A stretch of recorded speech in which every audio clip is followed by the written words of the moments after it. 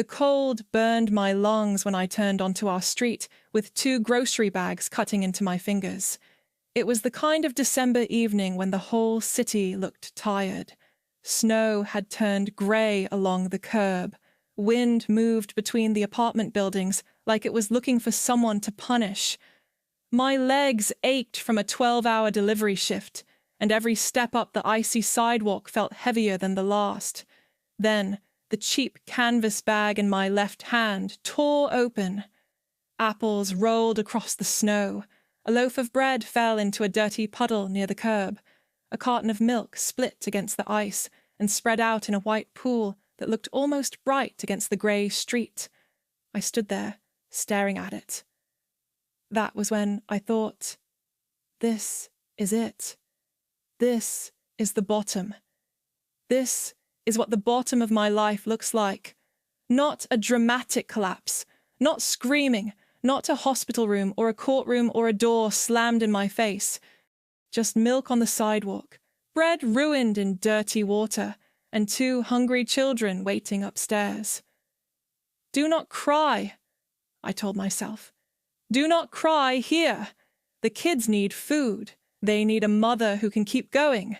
They do not need a woman sobbing over spilled milk in the snow. I crouched down and began gathering apples with fingers so cold they barely bent. The bread was gone. The milk was gone. I had enough money left for nothing until Saturday, and it was only Tuesday. "Wait," a voice said. "Let me help." It was a man's voice, low and calm, strangely warm in that freezing air. I looked up. He was standing a few feet away, tall, broad-shouldered, wearing a dark work jacket dusted with pale wood shavings. His hair was dark with silver at the temples, and his face had the weathered look of someone who worked with his hands. But it was his eyes I noticed first. Brown, steady, kind, not pitying. He crouched beside me and began picking up the apples, placing them carefully into a wooden toolbox he had been carrying. "You do not have to," I said quickly. "I can do it." "Faster with 2 people," he answered. That was all. No performance, no question, no lecture about being more careful. We gathered the food in silence. His hands were large and rough, with the calluses of a craftsman. When he handed me the last apple, our fingers touched. It lasted less than a second, but warmth moved through me so suddenly that I pulled my hand back as if I had touched a flame. "The milk is gone," he said, looking at the white puddle. "I know. I have some in the shop. Wait here." "No, really, I cannot take that." But he was already standing. "1 minute," he said. He disappeared through the side door of the building next to mine. I stood there holding his toolbox full of my bruised groceries and wondered what he wanted. That was what 10 years with my ex-husband had taught me. Nobody did anything for free. Kindness always came with a hook. A smile was a debt waiting to be collected. But when the man returned with a fresh carton of milk and held it out to me, there was no hook in his face. "Take it," he said. "I bought it this morning. I cannot just take it. How much do I owe you?" "Nothing. Neighbors should help each other." "Neighbors?" He nodded toward the building beside ours. "First floor, the wood shop in the back. Daniel Reed. Most people call me Dan." "Allison," I said. "Allison Walker." It was the first time in months that someone had asked my name as if it mattered. "You have far to go?" he asked. I pointed to the chipped entrance door 5 yards away. "Right there. Then I will carry it up." I wanted to refuse. I was good at refusing help. Refusing help made me feel less poor, less desperate, less exposed. But my hands were shaken, and the toolbox was heavy, and the thought of climbing 5 flights with it made my knees weaken. So I let him take it. He carried the box up the cracked concrete stairs without commenting on the smell, the peeling paint, or the broken light on the third-floor landing. When I unlocked the apartment door, my children appeared in the narrow hallway. "Mom." Noah ran to me first. He was 8, thin and serious, with eyes too watchful for a child. Behind him stood Lily, 12 years old and already carrying the kind of worry children should not know how to carry. "You were gone so long," Noah said. "I am here, sweetheart." I held him, feeling his little body tremble, not from cold, from fear, the fear that one day I might not come back, the way his father had stopped coming back when he promised he would. Daniel set the box down just inside the door. He looked at my children with a softness I was not prepared for. "Good evening," he said. Lily stared at him as if he were a puzzle. "Thank you," I said, trying not to sound as embarrassed as I felt. "If you need anything, I am in apartment 7, first building, or in the shop out back." Then he left before I could find better words. Lily closed the door and looked at me. "Who was that?" "A neighbor. He helped with the groceries." "Is he nice?" Noah asked, stumbling a little over the first word the way he did when he was anxious. I thought about Daniel's steady eyes, his warm hands, the milk he had given without making me beg. "I do not know yet," I said. "Maybe." That night, after the children fell asleep together on the fold-out couch under our only warm blanket, I lay on the narrow cot by the wall and stared at the cracked ceiling. The apartment was too cold. The radiator knocked and hissed, but gave almost no heat. In the kitchen, the ruined bread sat in the trash, and the fresh milk stood in the fridge like a small miracle. I should have been thinking about bills, rent, school lunches, my next shift. Instead, I kept remembering Daniel Reed's eyes, calm brown eyes with lines at the corners, eyes that looked as if they knew pain and had not let it turn them cruel. My life then was simple in the worst possible way.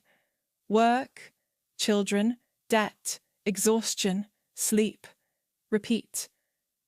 I was 34 years old, but the woman in the mirror looked older. Her eyes were dull. Her hands were rough from cold and work. Her shoulders curved inward as if she were always bracing for a blow. Once, I had been different. I had studied computer science. I had loved design, color, clean lines, making websites that felt alive. Professors told me I had talent. I had job offers once, real ones. Then I met my husband, Mark Walker. Mark was charming when he wanted to be. He made me feel chosen. He said he believed in me. Then we married. Lily was born. Noah followed. And slowly, my world shrank to the size of his moods. 10 years of marriage turned me into a shadow, a function, a woman who apologized before she spoke. When Mark left for another woman, he did not simply leave me. He left me with 2 children, unpaid bills, outdated skills, and a terror of needing anyone. He sent child support when he felt like it. He made promises to the kids and forgot them.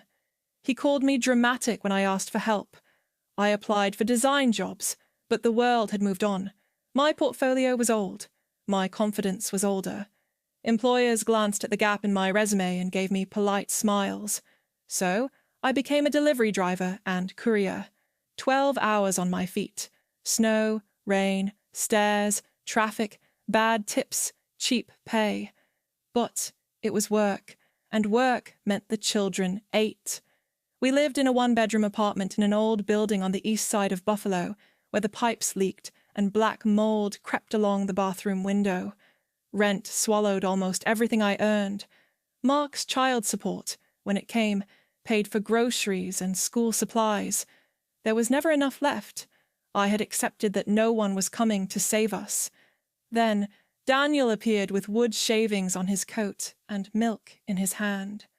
I did not know then that one torn grocery bag would change everything. I did not know that the man who helped me in the snow would become both my fear and my salvation. I did not know that he had his own wounds, his own child, his own dead love he still carried like a candle cupped against the wind. All I knew that night was that his hand had been warm, and for 1 second my frozen heart had remembered how to beat. For the next 3 days I tried to avoid him. Avoiding people was easier than trusting them. I took a different entrance when I could. I kept my eyes down when I passed the workshop door. I told myself Daniel had only been polite, and that polite men were not the same as safe men. Then, on Friday evening, I came home from work and smelled smoke in the stairwell. My children. I ran up the stairs so fast my lungs burned. When I threw open our apartment door, black smoke rolled from the kitchen. Lily was standing on a chair in front of the stove, waving a towel frantically over a pan of burned potatoes. Noah sat in the corner with his hands over his ears, rocking back and forth. "Mom!" Lily cried. "I tried to make dinner, but the burner will not turn off." I grabbed the pan and shoved it under cold water. Steam exploded upward. The burner was still hissing. The knob spun uselessly in my hand. "No! No! No!" I dropped to my knees and tried the gas valve under the stove. It was rusted tight. Someone knocked hard on the door. I turned. Daniel stood there with a toolbox. "I smelled smoke," he said. "Need help?" I wanted to say no. I wanted to be the kind of woman who could handle everything alone. But the burner was still on, and my children were staring at me. I stepped aside. Daniel moved quickly. He knelt by the stove, pulled a wrench from his box, and worked with the calm focus of someone who had fixed 1,000 broken things. Within 2 minutes the gas was shut off. "Old valve," he said, wiping his hands on a rag. "Dangerous. The burner mechanism too. It needs replacing." "I know." My voice was small. "I just do not have the money." His eyes met mine. Again, there was no pity, only understanding. "I may have parts from an old stove in the shop. Same kind. I can put them in tomorrow. I cannot pay you." "I did not ask you to." "Why are you doing this?" I asked, before I could stop myself. Daniel closed his toolbox slowly. "Because I know what it is like to be alone with a child and no help." Something in his voice made the room go quiet. Lily stepped closer. "Are you a carpenter?" she asked. "You have sawdust on your jacket." Daniel smiled, and his whole face changed. "Good eye. I build custom furniture, tables, shelves, cabinets, whatever people need." "Birdhouses?" Noah asked suddenly. It was the first thing he had said since I came in. Daniel crouched so he was level with him. "Birdhouses, too. Can you teach me? If your mom says it is all right, you can come by the shop sometime. We will build one properly." Noah's face lit up in a way I had not seen in almost a year. I looked at Daniel and felt something twist painfully in my chest. This stranger had offered my son more attention in 5 minutes than his father had offered in months. "I will think about it," I said carefully. Daniel nodded. "I will come by tomorrow around 10, if that is okay. I will fix the stove." After he left, the apartment still smelled of smoke, but beneath it there was another scent. Pine. Varnish. Clean wood. The smell of his workshop. The next morning, he arrived exactly at 10 with his toolbox and a paper bag that smelled of warm pastry. "My mother made too many cinnamon rolls," he said. "She told me to share with the neighbors." I did not know whether his mother had really made too many, or whether he had invented a gentle excuse. The children were already looking at the bag with wide eyes, and I did not have the heart to refuse. While Daniel repaired the stove, Lily set the table. Noah sat beside him, watching every movement as if Daniel were performing magic. "Why do you know what it is like to be alone with a child?" Lily asked suddenly. Daniel did not look up from the stove. "I have a daughter. Grace. She is 15. Where is her mom?" "Lily," I said sharply. "It is all right," Daniel said. He tightened a screw, then sat back on his heels. "Her mother died 3 years ago. Cancer." The kitchen went silent. Noah whispered, "My dad did not die. He just left." Daniel looked at him, and I saw something move across his face. Not pity, recognition. "That hurts too," he said. Noah nodded. After the stove was fixed, Daniel stayed for coffee. I had only instant coffee, the cheapest brand from the discount store, and I was ashamed of it. He drank it like it was the finest thing in the world. The children ate cinnamon rolls. For half an hour, our apartment felt almost normal. Before leaving, Daniel looked at Noah. "If your mom agrees, the birdhouse lesson can be this afternoon." Noah turned to me, hope trembling all over his face. "Please, Mom. I should have said no. I should have kept the door closed." Instead, I said, 1 hour. That hour became 3. When I went down to the workshop, I found Noah wearing safety goggles too big for his face, sanding a small wooden board while Daniel guided his hands. Lily sat nearby, sketching designs for the roof.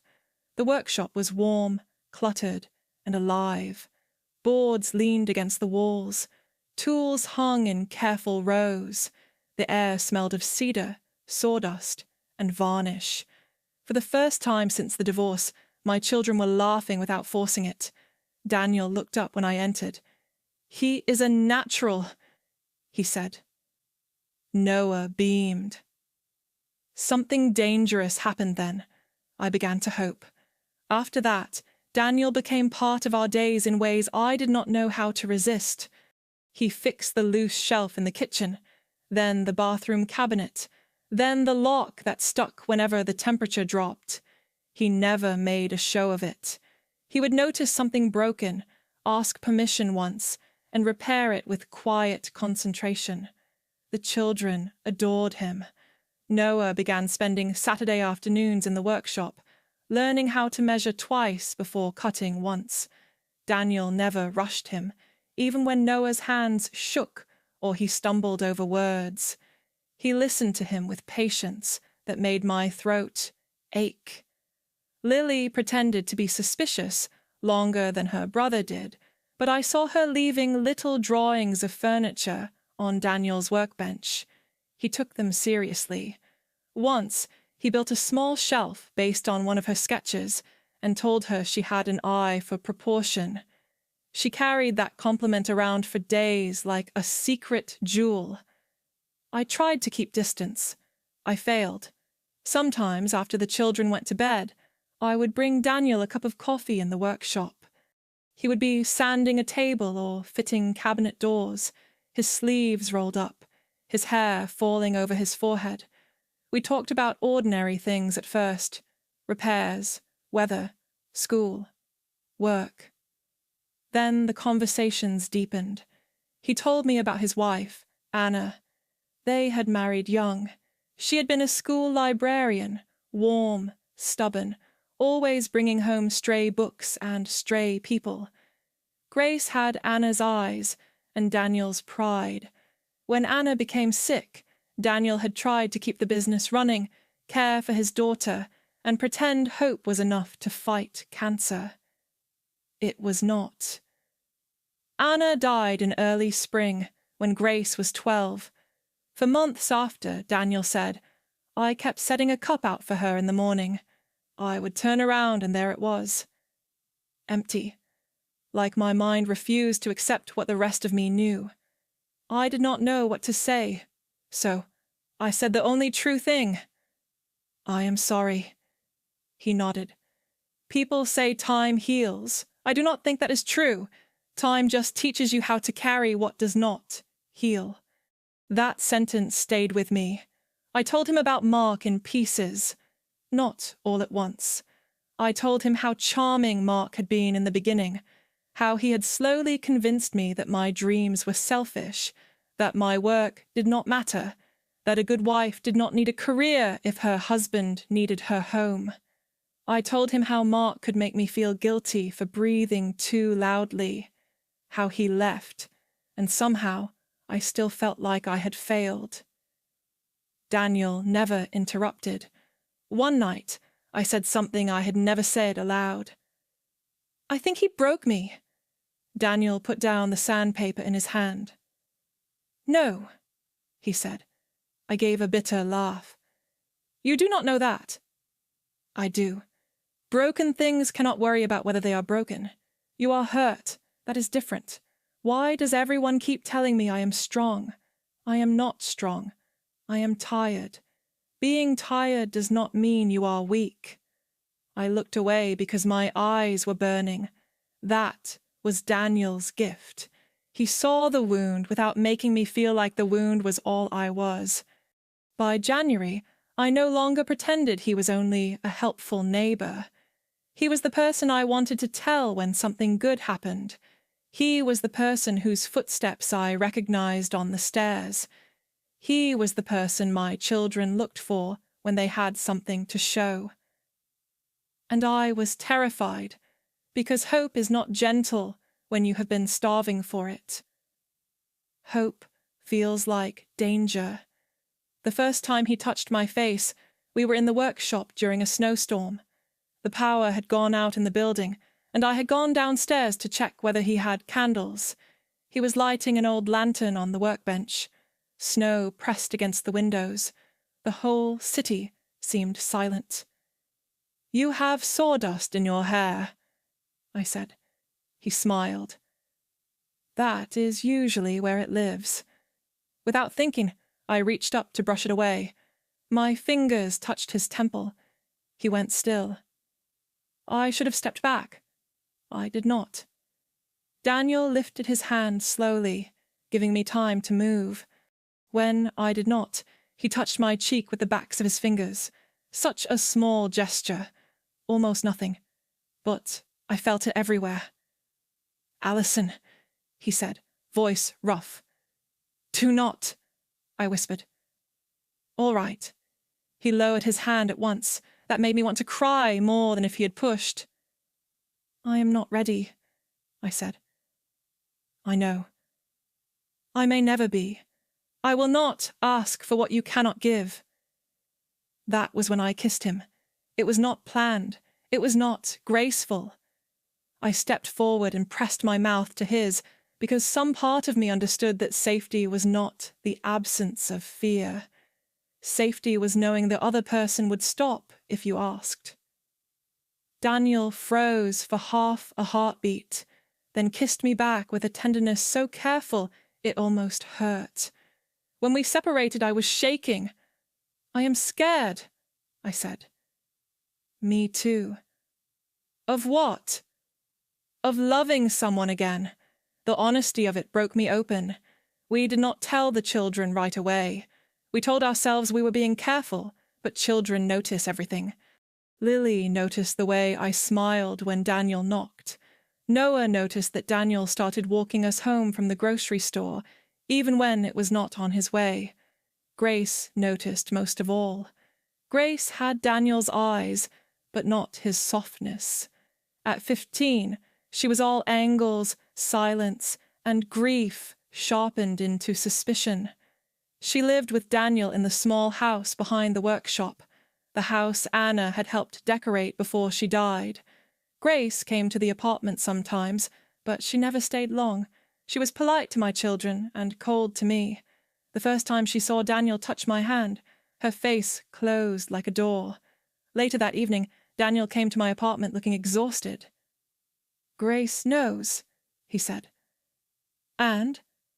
"She is furious." I sat down slowly. "Maybe she has a right to be. She has a right to be hurt. She does not have a right to punish you for existing." Daniel rubbed his face. "She thinks I am replacing Anna. Are you?" "No." "Then tell her that." "I have. She hears betrayal anyway. For the first time, I understood that our love did not involve only us. It involved 3 children, 2 ghosts, and an ex-husband who had not finished hurting me. Mark returned to the story in February. He called on a Sunday afternoon, drunk enough that his words blurred. "I hear you have a man around my kids." My blood went cold. "Where did you hear that?" "Buffalo is not that big, Allison.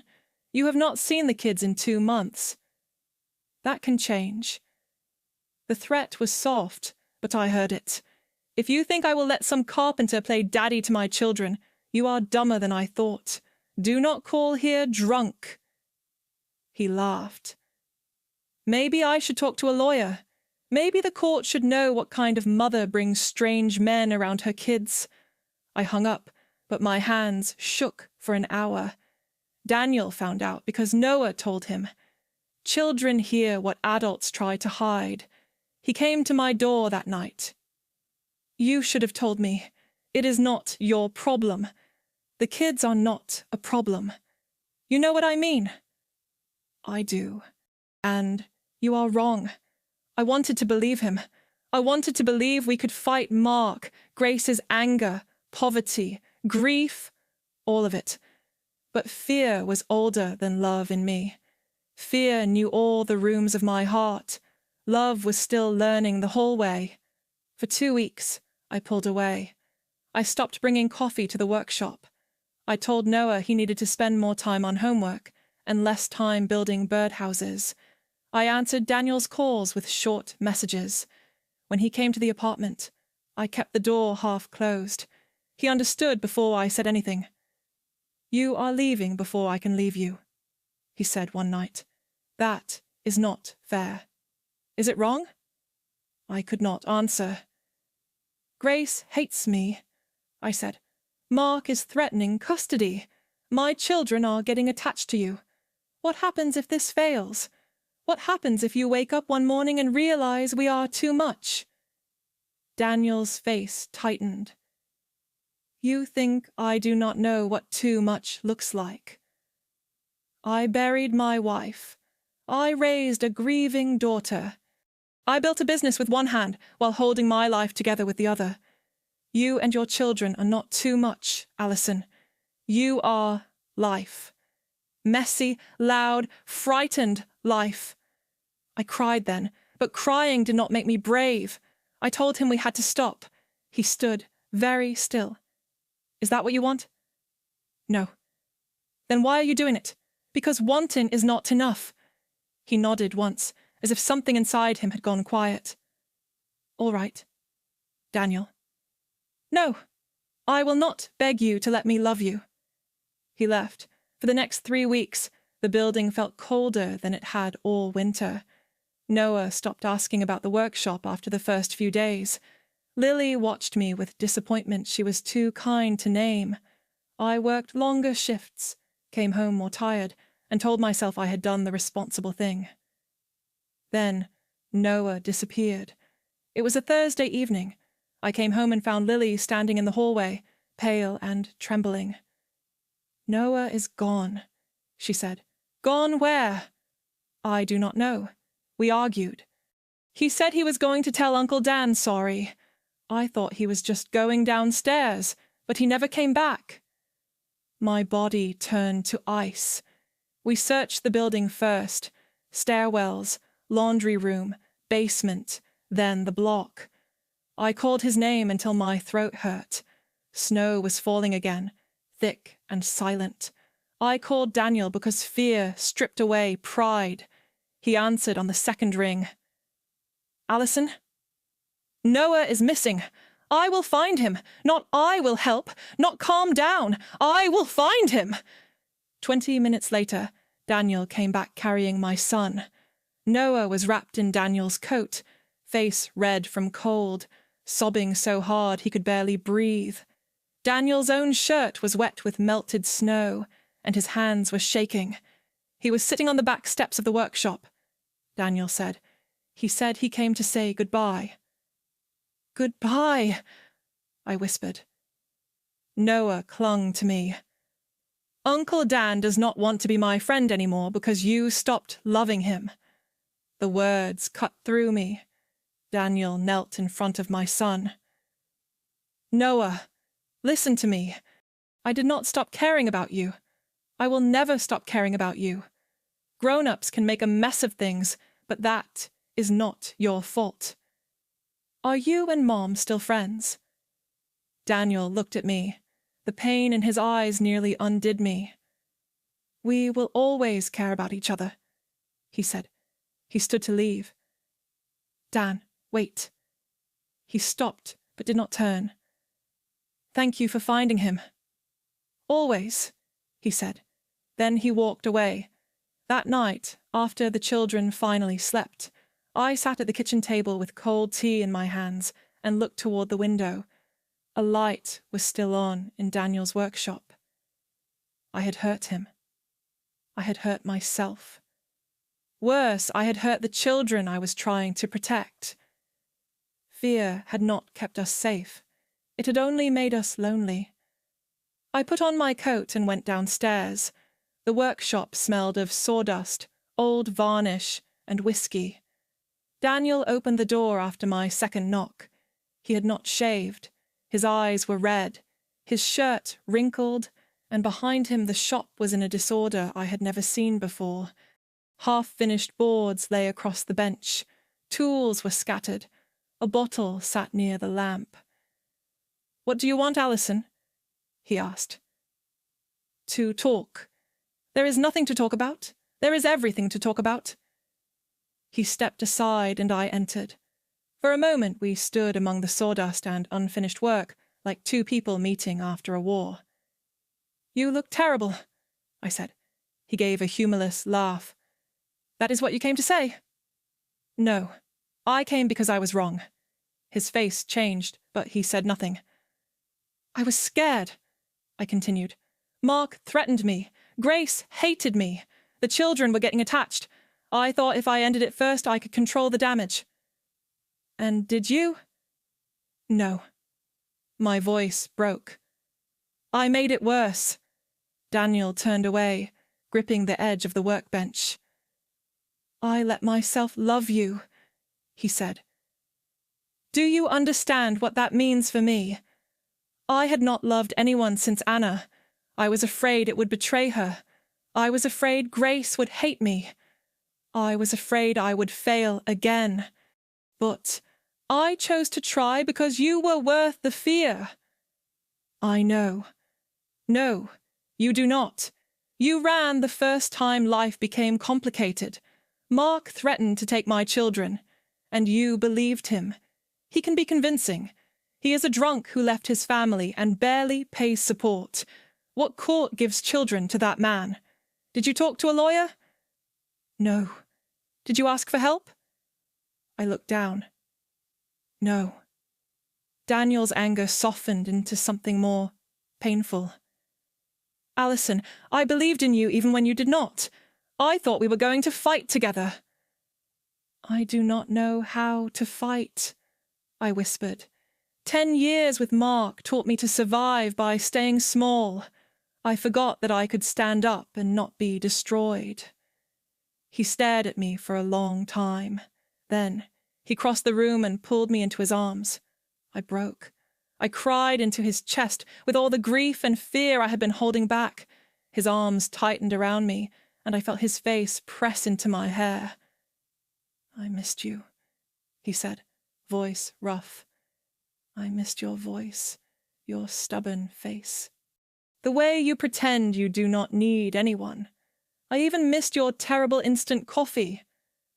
I laughed through tears. "I missed you every second." "What do we do now?" I asked. "We stop letting fear make decisions for us. Grace still hates me. I will talk to Grace. Mark is still threatening me. You will talk to a lawyer, a real one, not the version of Mark that lives in your head." I looked up at him. "And if it is hard, then it is hard together." "I love you," I said. "I love you so much it scares me." "Good," he whispered. "I am scared too." He kissed me then, Not gently at first, but desperately, as if he had been holding his breath for weeks. I kissed him back with all the apology and longing I did not have words for. The workshop door creaked. We turned. Grace stood in the doorway in pajama pants and a sweatshirt, barefoot, her face wet with tears. Behind her were Lily and Noah. "We were listening," Lily admitted. "Sorry, Mom."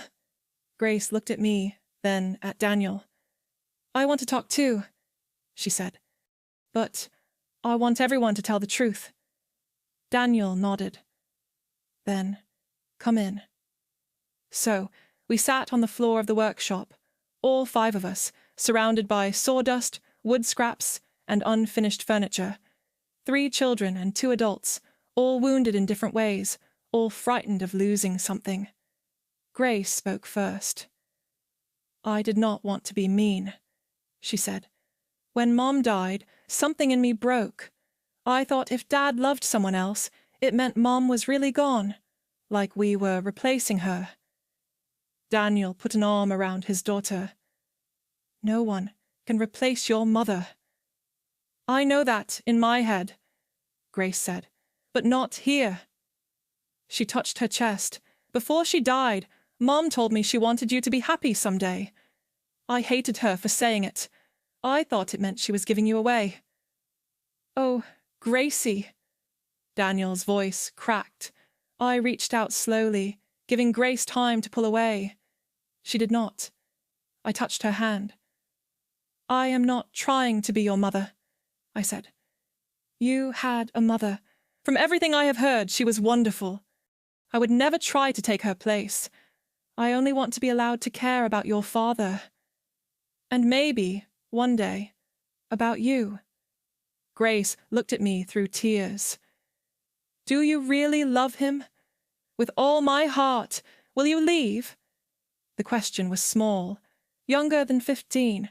It was the voice of a child whose mother had left the world and never returned.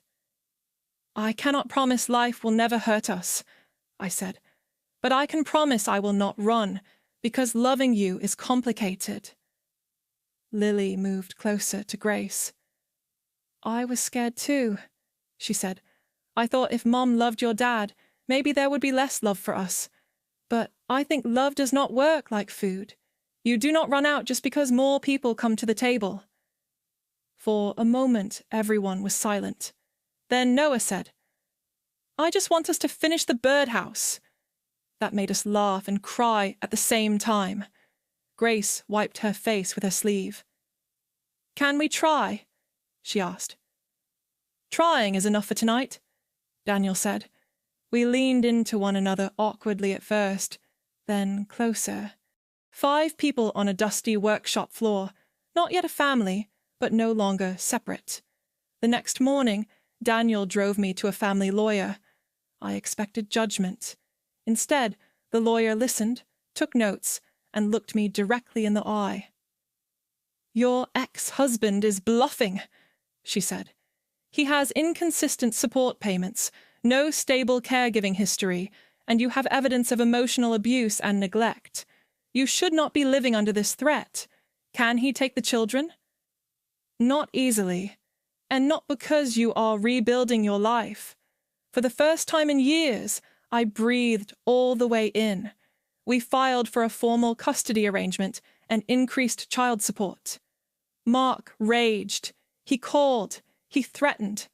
Then, when he realized I was no longer alone and no longer afraid enough to obey, his power began to shrink. That is the thing about certain men.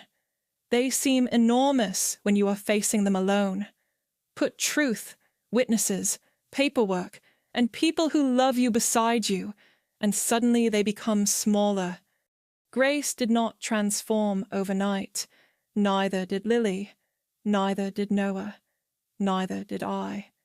Healing came in ordinary pieces.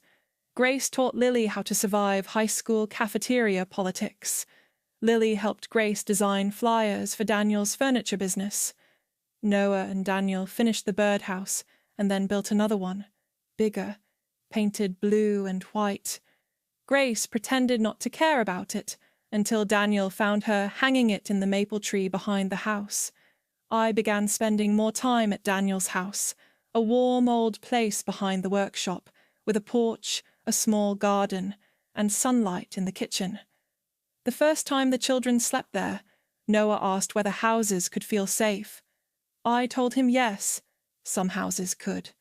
In March, we moved in. I cried the night I packed our apartment, not because I would miss the mold, the broken radiator, or the fear. I cried because I remembered the woman who had carried groceries up those stairs alone and did not know that her life was about to change. Daniel bought me a laptop. I told him we could not afford it.